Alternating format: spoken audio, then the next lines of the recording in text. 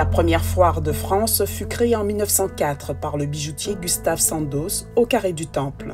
La foire de Paris fête d'ailleurs ses 120 ans. Durant 12 jours, plus de 1200 exposants vous conseillent, vous accompagnent dans vos projets.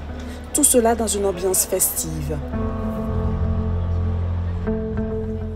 C'est le rendez-vous shopping annuel emblématique où il faut être, afin de se faire connaître, telle que Flora, jeune entrepreneuse.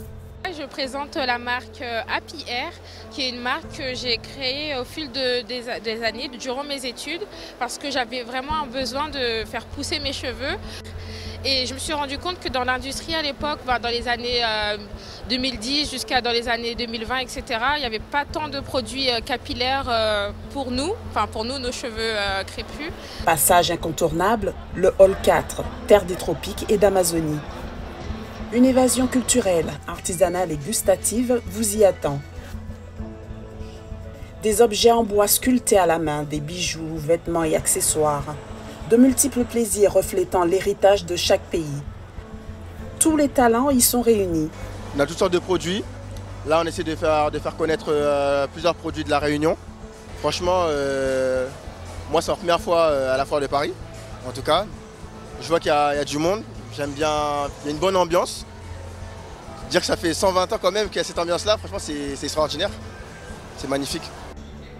Magnifique et savoureux mets antillais d'une odeur alléchante, produit sur place par toute l'équipe d'Eddy. Macaron tropical, Wipiti. C'est une édition que je pense assez spéciale par rapport aux artistes qui ont été invités et puis par rapport à l'influence.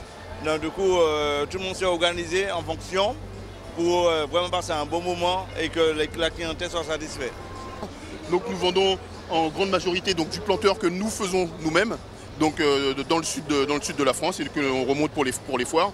La particularité de notre planteur, c'est du planteur à base de fruits frais. Ce que vous ne trouvez pas forcément partout ici.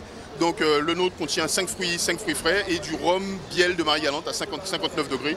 On a un produit qui sort à 18 degrés. Une multitude de produits bien-être, de mode pour profiter d'une pause détente. Renouveler son dressing ou se faire une beauté. Mais comment ne pas résister au mythique sorbet antillais? Un sorbet au coco à base de lait de vache ou vegan, fabriqué à base de soja ou d'oléagineux.